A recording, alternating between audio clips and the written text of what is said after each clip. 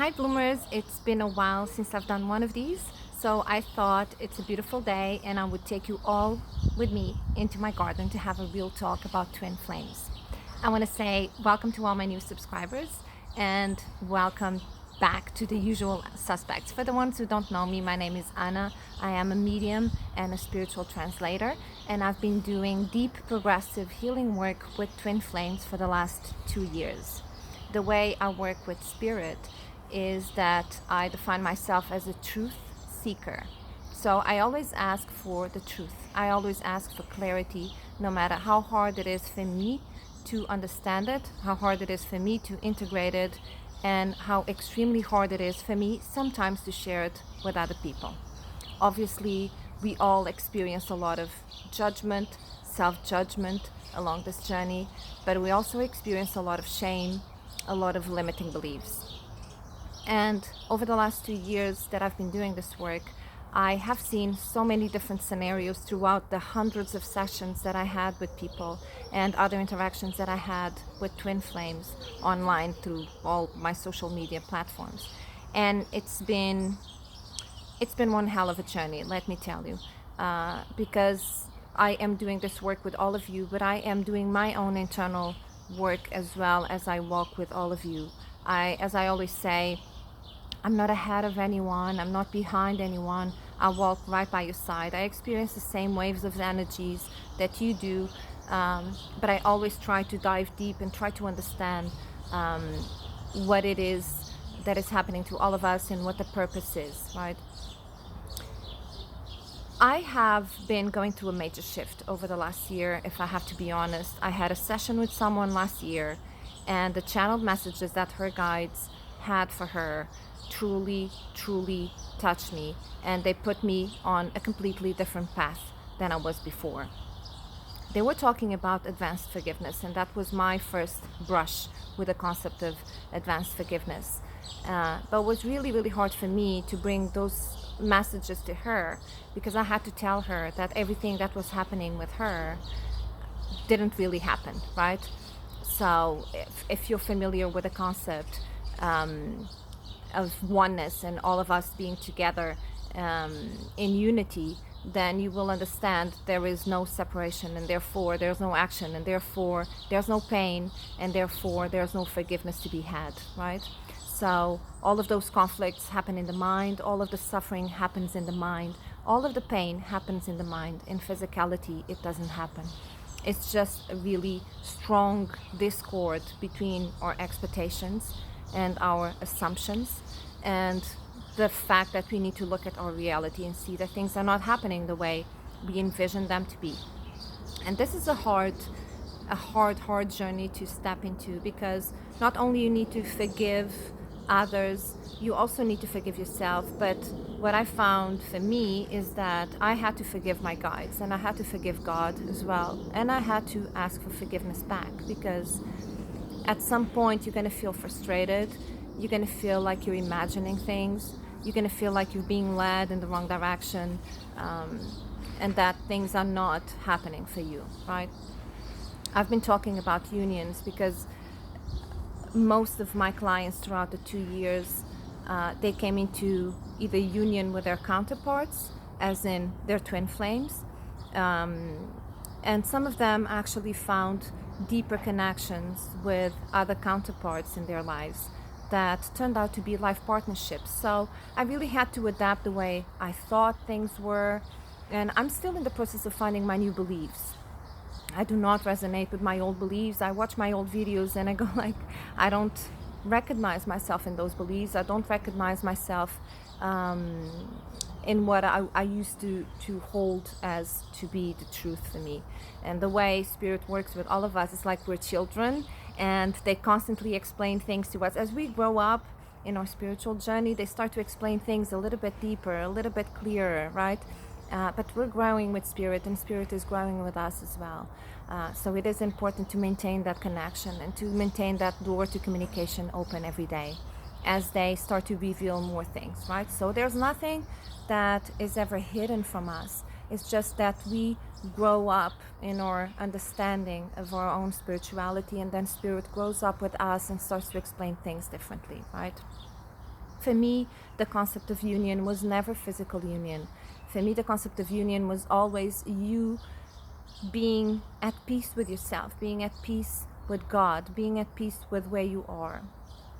So for me personally, I knew that my journey was not one of physical union with my twin. It was not about me being okay being with him. For me, was me being okay with myself without him in my life. So that was my purpose, and that's where I led so many people towards. So what I've found throughout the journey is that some of those people actually stumbled upon their soul mission and got so passionate about it, and they start following it blindly, and they ended up coming into physical union with their twins. And what I found is that some people actually connected with other soulmates, if you want to call it that are very significant in their lives, and some of them are indeed life partnerships. I do not distinguish love. For me, there's only one love. It's unconditional love. And love is love is love is love. And you feel the same love for everyone around you. If you're only able to feel that intense love for your twin, then your love is still being conditional, because there's only one love. It's the love from God. It's unconditional love. And you should experience it towards your twin and towards everyone else around you, your neighbor, the cat next door, your children, your family, your friends, your co-workers, right? That's what we want to achieve. And not just unconditional love for that specific person. But deeper than that, the journey of unconditional love needs to start within ourselves. And that's something that I really understood early on. Loving yourself unconditionally also means that you're going to have to walk away from some things that are not good for you, that are not in alignment with who you are and where you're going. Specifically for me, I found myself in places where my inner being was not in agreement with my thoughts, and I did not want to adjust my inner being. I had to adjust my thoughts. I had to change my mindset. I had to change my beliefs, and I had to understand that I was being led towards the right direction, and I could never question that. I could never question that, right? I always believe that whatever is happening to me, it's the best possible outcome for that situation. And that's always how I look at my life. Everything is a blessing. Everything is a miracle. I don't expect any miracles, because just the fact that I'm alive and I'm living my life is already a miracle. Doing the work that I do is a miracle. Having the life that I have is a miracle. So I expect that miracle to happen every day, and I'm grateful for it every day, right? So it really starts with yourself, that unconditional love. It starts with you respecting and honoring your emotions and your feelings, and really being honest with yourself and asking yourself if you are happy in that place where you are, or if you have suffered enough and you are ready to move on. And that's exactly what happened to me. Back last year, when I had that channeling about advanced forgiveness, I started looking at things differently. I shift my perspective on union, and I started to see a pattern within my own sessions and my clients, where I saw twins who really, really wanted union and didn't happen for them. I saw the frustration, I saw the pain, the suffering. I saw them going through the process of seeing their twins getting into relationships with someone else.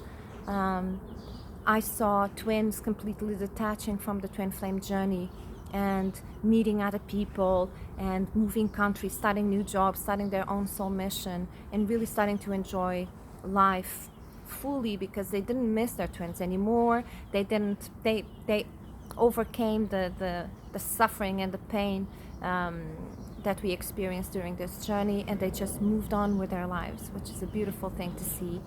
And I've also noticed something that I feel guided to share with all of you, because that was the part that really shocked me. I saw twins coming into what you would call physical union with their counterparts, and I saw it not working. I saw many twins who wished for their union actually coming into a space where there was enough physical closeness to be called a union, but there was no union of thoughts, there was no union of purpose, There was no union of preferences. There was no union of potential. And some of those twins had actually to decide to walk away from the physical union so they could both grow individually.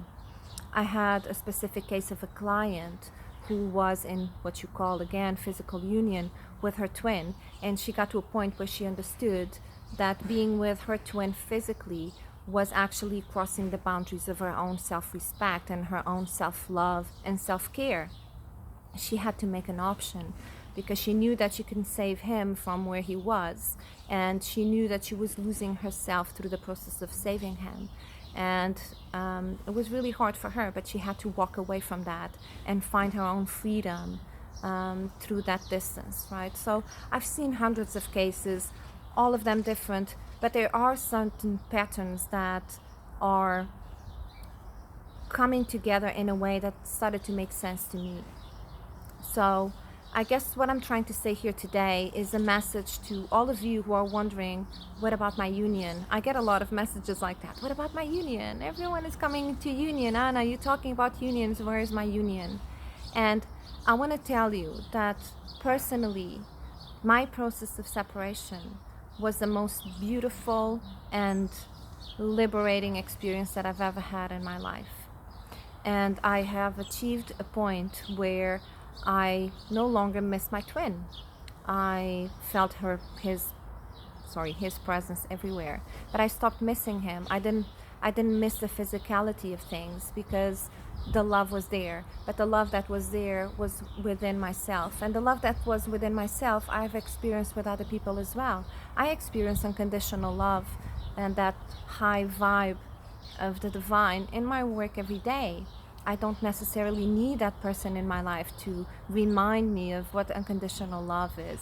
I can go on and on and on my whole life and not needing that physical union to give me the high of the divine that I experience every day. And I know that some of you might feel confused throughout the process.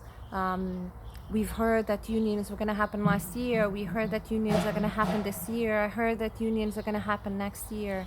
And I get the frustration of it. I get the whole process.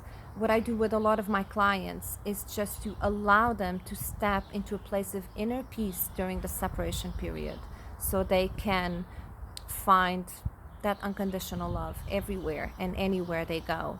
And whatever God decides that it's going to happen next, then it happens next. But we all need to achieve that level of detachment, right?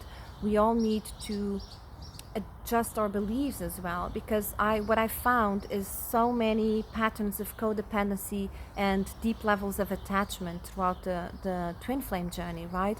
We believe that that's the only person that can provide us love. That's a conditioning belief, right? We believe that we can only achieve happiness with that person. That's a limiting belief, because when we set ourselves to achieve the ultimate happiness with that person, everything else that we experience is not happiness yet. And we wonder if it's ever going to be good enough, right? If it's ever going to be, we're going to find ourselves in a place where we can actually be free and happy, right? And until we get that person back into our lives, we don't see it and we don't feel it as well. It's the punishment and the reward kind of mentality that I explain in my articles, right? We grow up with this sense that if we're a good person, we get a reward, and if we are a bad person, then we get a punishment and we deserve it, right? So we grow up that very imprinted by our parents, society, our friends at school and everything, and we found ourselves in this grown-up stage where we feel like we're being punished, or we're not doing enough, or we're not being good enough because we're not getting what we want. And we are completely disregarding that we are getting exactly what we need, and every day is a reward. There is no punishment. There is absolutely no punishment. There is nothing else that you need to do to get your twin back into your life. There is nothing that you need to achieve to get your twin back into your life. There's no need for you to get a new job before your twin comes back into your life. There's no need for you to have more money, be prettier, be skinnier, be healthier until your twin comes back into your life. Those details are only conditioning of your mind. And that's the hard part for me that I had to break from, right? to believe that this is my person, we're gonna end up together, and I need to do all of these things before I can get there, right? It's not true. Let me tell you, it is not true. I have seen twins coming into union in harmony with each other, and none of them had achieved full healing. They decided to do it together. It's a beautiful thing to happen, right? And I have seen twins who were ready, whatever ready means, that had done deep healing, and still they couldn't stay together. So I really wanted to open your mind, like I do with all my channelings. I don't mean to predict the future or anything. My channelings are with the purpose of opening your mind to new concepts and to embrace what Spirit is bringing to you. Some of the messages don't resonate right away, and that's okay. And some of them, you are so ready to receive them, and and you feel it, and you have an open heart, and you have an easiness to embrace them, right? So more than anything, I wanted to bring this message for you today, for you to understand that there is no punishment. You are no different than anybody else, and you don't need to be any different than who you are. You need to follow the path towards forgiveness and authenticity, and that's where you find your freedom. Now, what I see happening with a lot of twins is that we get stuck in this idea that our twins want a specific type of woman or a specific type of man, right? And we then start the journey of becoming that person. But who we think they need is not who they need, right? That's our assumption. Oh, they need someone who is more established in life, someone who is more successful, someone who has more money, someone who is this and that, right? And we start the journey of becoming that person that we think they need, right? And when we do that, we step into a dangerous road, which is on the complete opposite direction of our authentic self. When in reality, if you're looking for someone who is authentic and raw and real, those qualities need to start coming from you, right? That's how you attract people into your life. You become more authentic, you become more raw, you become more honest. God damn it, you share your journey, you share your pain, you share your frustrations, your failures, and your victories as well, right? And through the process of sharing all of that, you become more authentic, you become more honest with yourself. You start to release all the guilt and the blame and the shame.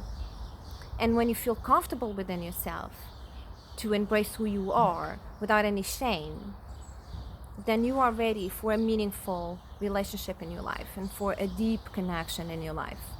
But before that, just know that walking towards someone who you think you are supposed to be in order to achieve that union is just going to take you further away from where you need to go, which is union with self, union with God, and eventually union with a life partner, with a counterpart. Okay, so I'm going to leave it at that. I just wanted to bring you out today because it's such a beautiful day outside, and I thought it's time. It's time to start sharing my new beliefs. It's time to start sharing a little bit more of my own journey and how I got twisted upside down, kind of Prince of Bel-Air style. But I just wanted to say thank you to all of you. I receive so many messages of love and support every day, especially on my Instagram page. I am coming back to Facebook. I was on a social media detox since last year and it did me wonders, but I am indeed coming back to Facebook. I am continuing my work on Patreon, where I channel messages for the collective, but I also do individual channel messages bi-weekly. So if that's a service that you feel like you could benefit from, join me there. And if you feel like you could benefit from a private session and from my own wisdom and from the channeling of your own spirit guides, feel free to reach out to me. I'll leave a link down below. But in the meantime, I just wanted to say that you are perfect the way you are. There's nothing else that you should be doing other than enjoying life and being your authentic self and just allowing your life to come into alignment with who you are. Okay, so I'm sending you so much love and so much joy today, and I am really praying that you stay safe and protected within the power of your own heart. Big love to all of you.